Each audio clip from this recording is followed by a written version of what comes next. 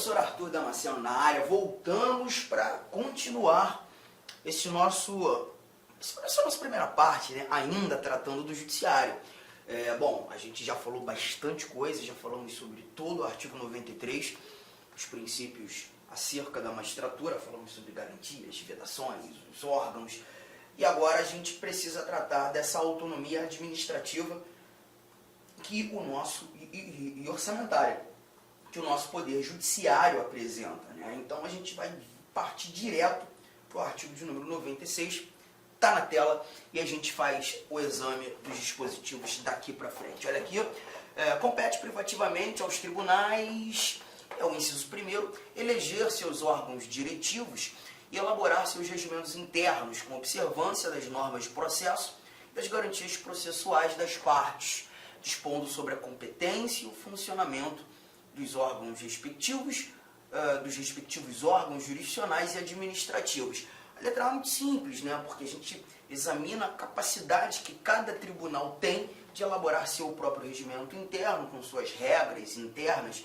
de organização e funcionamento, inclusive estabelecendo as competências dos órgãos que nós teremos dentro desse tribunal, as competências das câmaras, as competências do órgão especial, que a gente conversou no bloco anterior, as competências administrativas que também serão exercidas por esses órgãos, não apenas as jurisdicionais, todos esses valores internos de organização e estruturação competirá aos próprios tribunais a montagem, a organização, né, o desenho, a arquitetura. Letra B, organizar suas secretarias e serviços auxiliares e os 2 juízos que lhes forem vinculados, velando pelo exercício da atividade correicional respectiva.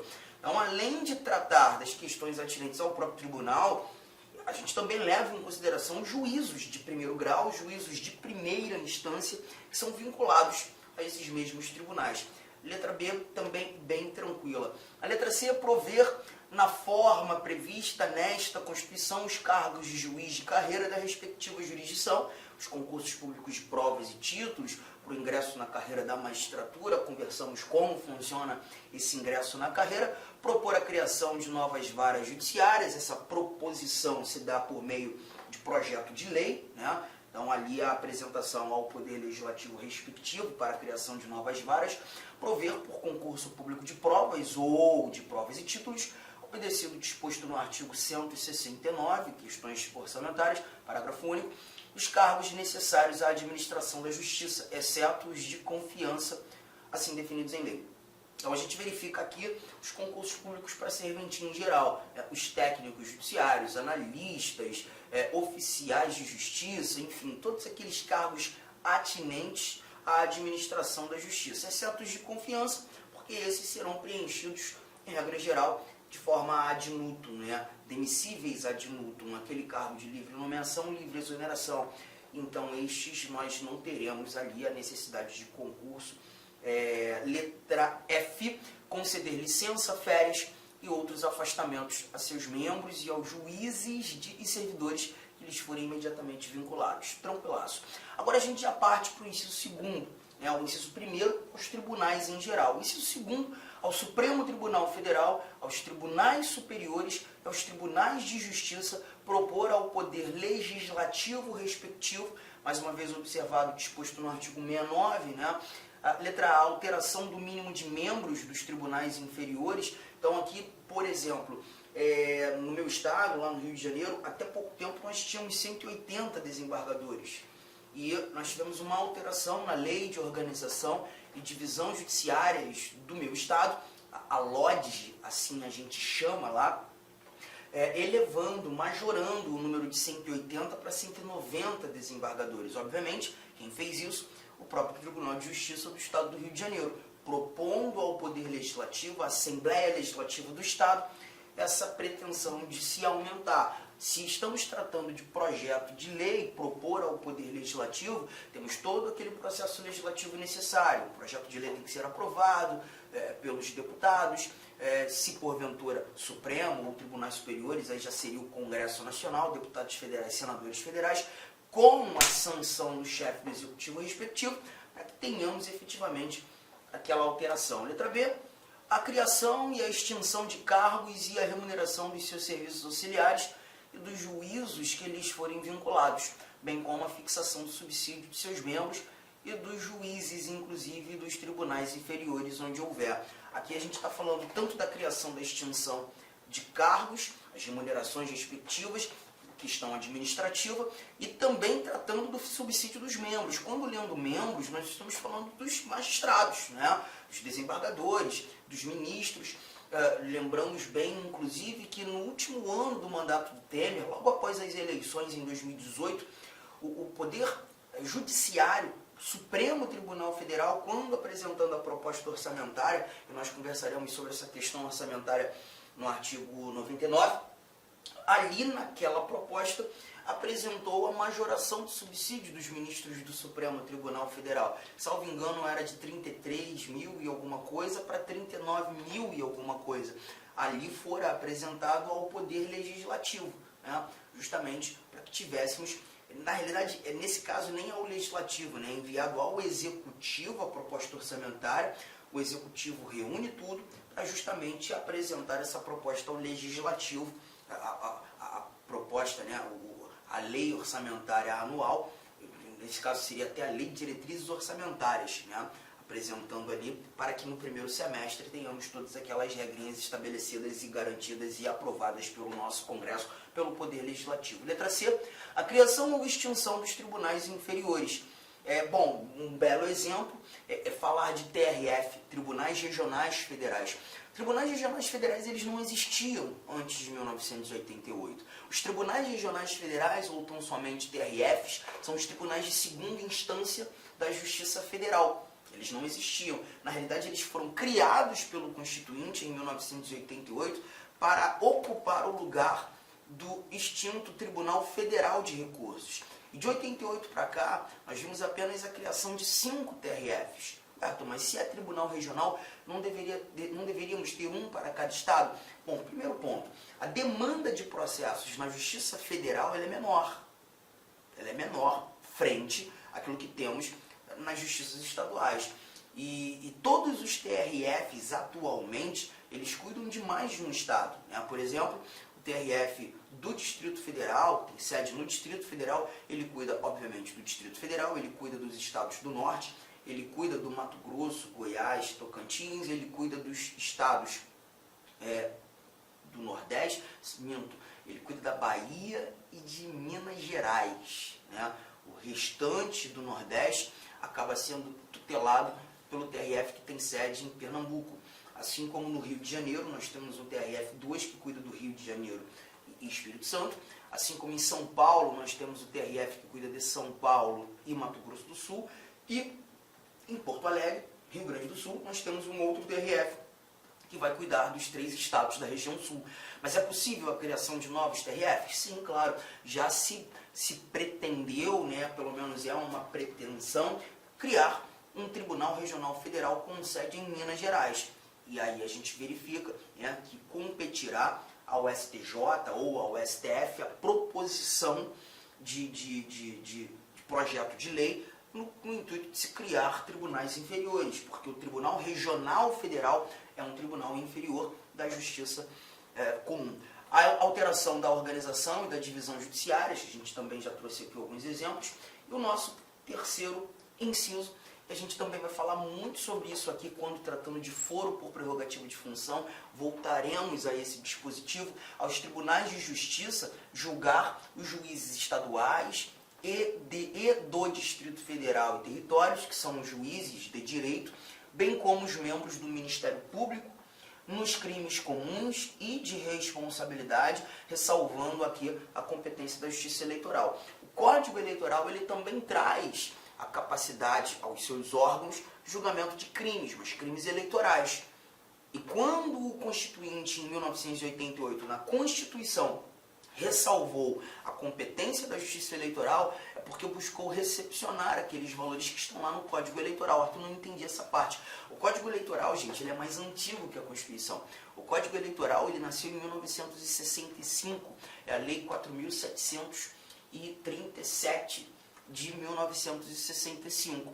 Por isso se porventura informações anteriores à Constituição de 1988, informações inclusive apresentadas no Código Eleitoral, contrariam informações da nova Constituição, essas informações contrárias do Código Eleitoral não são recepcionadas, ou não foram recepcionadas. Mas quando a Constituição ressalva essa competência da Justiça Eleitoral já existente, está entendendo que não, aquilo que já tinha sido previsto na legislação eleitoral está valendo. Então aqui a gente percebe que se os juízes de direito, os membros do Ministério Público do Estado, do Distrito Federal, praticarem crimes eleitorais, eles serão julgados não no TJ desse Estado, mas sim na Justiça Eleitoral. Nesse caso, teríamos o TRE competente para julgar. 97 eu vou deixar por último, vou conversar daqui a pouco com vocês, esse aqui dá um pouco mais de trabalho, e o artigo 98 a gente já mata agora. Vou voltar daqui a pouquinho. 98 diz que a União, no Distrito Federal e nos territórios, e os Estados criarão, primeiro inciso, juizados especiais, providos por juízes togados ou togados e leigos, competentes para a conciliação, o julgamento e a execução de causas cíveis de menor complexidade e infrações penais de menor potencial ofensivo. Já vou começar a trabalhar essa primeira parte aqui. Essa primeira parte nos mostra juizados especiais que terão a oportunidade de exercer jurisdição, por óbvio, mas para processos menos complexos. A gente até viu aqui, ó, causas cíveis, esfera civil de menor complexidade, e quando nós tratamos dessa menor complexidade, por exemplo, nos estados, nós temos aquelas questões cujo valor da causa não ultrapassa 40 salários. Infrações penais de menor potencial ofensivo. Estamos tratando de crimes, mas aqui aqueles crimes cuja pena não ultrapassa 2 anos, a pena privativa de liberdade. Legal? Então, a gente percebe já de imediato que o juizado especial ele não vai julgar qualquer tipo de lide ou de litígio. São aquelas causas cíveis de menor complexidade. Estas tramitarão no juizado especial civil ou nos juizados especiais cíveis, e as infrações penais de menor potencial ofensivo, essas tramitando nos juizados especiais criminais. Providos por juízes togados, que são aqueles efetivamente concursados, concurso público de provas e títulos, como vimos em bate-papos anteriores, ou leigos. Esses juízes leigos são, na realidade, não deixa de ser um concurso, mas um concurso interno, tá? Justamente para que aqueles indivíduos exerçam também a atividade jurisdicional. Todavia, as decisões que serão proferidas por estes juízes leigos precisam ser homologadas pelos togados, tá? Mas eles ali auxiliam no exercício jurisdicional. Um outro detalhe, competentes para a conciliação, o julgamento e a execução dessas mesmas causas, né? Temos aquela audiência de conciliação, a primeira audiência justamente no intuito de se evitar o exercício jurisdicional. Caso não ocorra aquele acordo, nós teremos a instrução, a audiência de instrução e julgamento, que a gente costuma chamar de AIJ, né? Mediante procedimentos oral e sumaríssimo. Um procedimento sumaríssimo é aquele muito mais célere, onde se resolve tudo ali naquela audiência, né? A defesa podendo ser ali articulada de maneira oral, a fala daquele que acusa, daquele que provoca também, permitidos nas hipóteses previstas em lei, a transação, e aqui a gente está falando de transação penal, né? A alteração, a comutação daquela pena privativa de liberdade por uma pena restritiva de direitos, ou uma prestação alternativa, né? O julgamento de recursos por turmas de juízes de primeiro grau. Esse ponto é importante. Por que esse ponto é importante? Porque, perceba, quando nós olhamos para esses juizados especiais, trazer aqui a justiça estadual, tá, gente? Nós temos aqui os juízes de direito, primeira instância, nós temos o Tribunal de Justiça, segunda instância, já falamos isso, aqui onde atuam os nossos desembargadores, mas o juizado especial, ele está aqui. Você vai ter os juízes de direito, exercendo as audiências de conciliação, instrução e julgamento, e também, nem vou botar aqui o círculo, né? Porque aqui nós também teremos a possibilidade do julgamento de recursos por turmas, o julgamento de recursos por turmas recursais. Só que não sei se você reparou, nós lemos agora há pouco que essas turmas recursais elas serão compostas de juízes de primeiro grau. Então significa que tanto esse juiz de direito que exerce atividade jurisdicional monocraticamente em sede do juizado especial. E essas turmas recursais, que julgarão os chamados recursos inominados, fazer o duplo grau de jurisdição, rediscutir a decisão proferida por esse juiz de direito, essas turmas recursais, elas não são segunda instância. Elas não estão na segunda instância, elas estão ainda na primeira instância. Toda essa estrutura do juizado especial está dentro da primeira instância. Então nós teremos julgamentos de recursos por turmas recursais compostas de juízes de primeiro grau. Mas essa turma recursal, ela é colegiada? Sim, você vai ter um colegiado. Você vai ter 3 juízes, não são desembargadores, 3 juízes de primeira instância, reavaliando as decisões daqueles juízes de direito que foram proferidas monocraticamente em sede de juizado especial. É o que temos aqui no nosso juizado especial civil, no nosso juizado especial criminal. Legal. Artigo 98, inciso 1º, a gente conseguiu entender bem. Quando nós estudarmos a parte das competências, vai ser importante entender os motivos pelos quais nós não teremos a possibilidade da utilização de um tal recurso especial, oriundo de juizado especial para o STJ.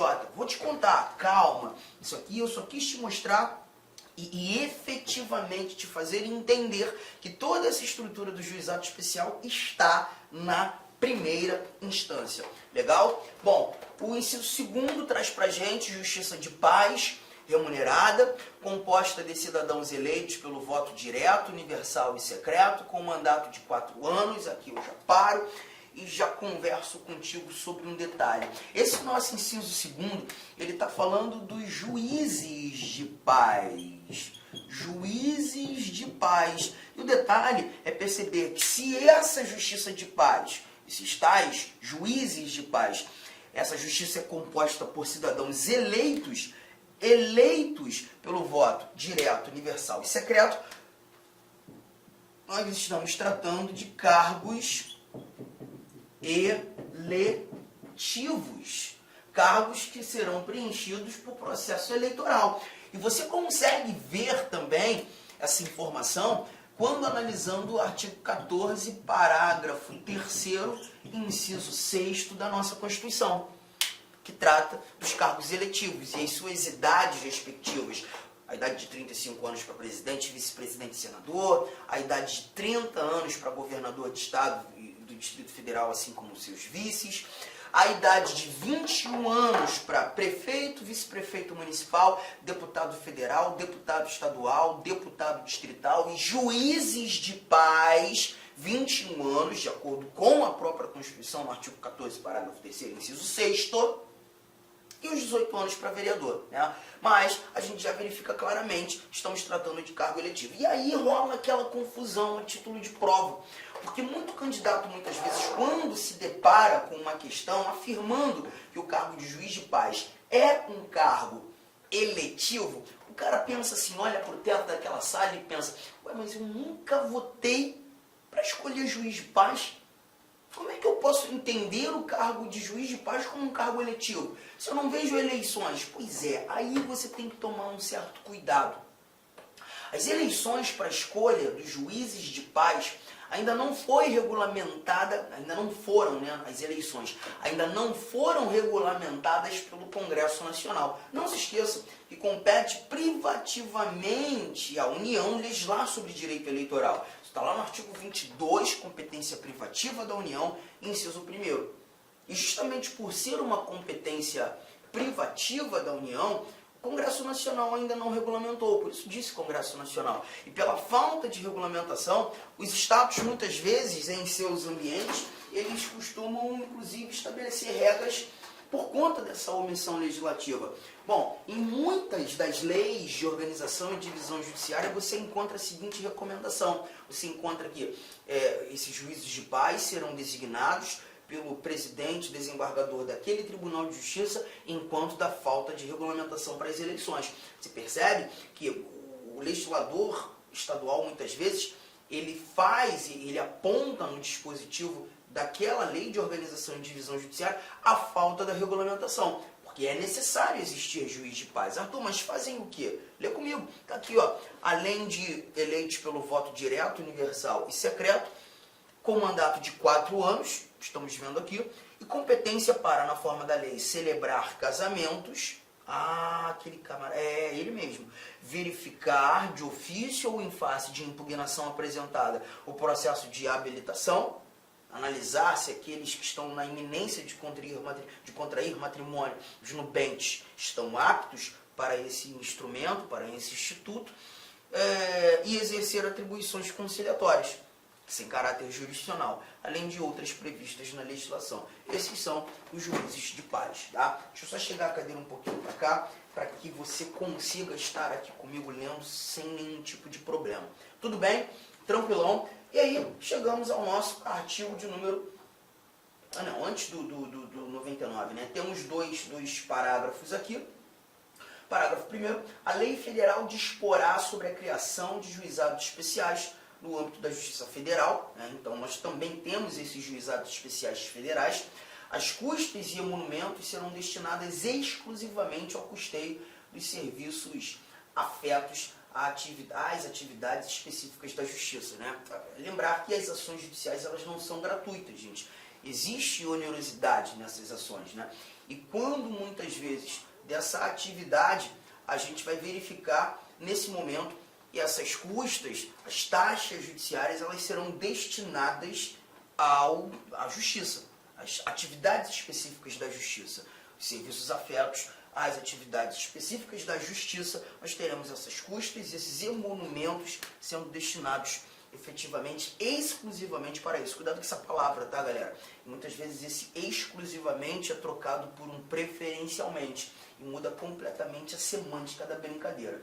Agora sim, chegaram ao artigo de número 90. Com licença, meus amigos, minhas amigas. Inicialmente eu peço desculpas por interromper seus estudos, mas essa videoaula é uma videoaula demonstrativa para você conhecer a qualidade de nossos mestres aqui da LAC Concursos.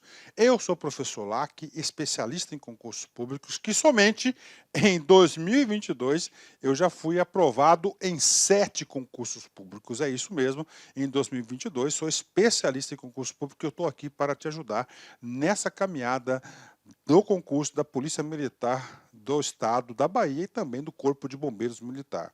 Gente, olha só, qual que é o diferencial da LAC Concurso? Primeiro, tá, o nosso diferencial primeiro, preste atenção, tá? Primeiro, nós temos uma ferramenta pedagógica chamada Personal Coach. Personal significa pessoal, coach significa treinador. Então aqui você tem um treinador pessoal de concursos.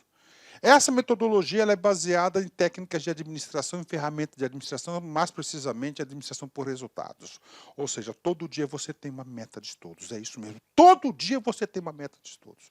Papo sério, se você se matricular, se você cumprir as nossas orientações pedagógicas, se você assistir às nossas videoaulas, ou essas videoaulas da internet e muito mais lá no nosso site, claro, completas, eu tenho certeza que você ficará competitivo e você terá reais chances de aprovação.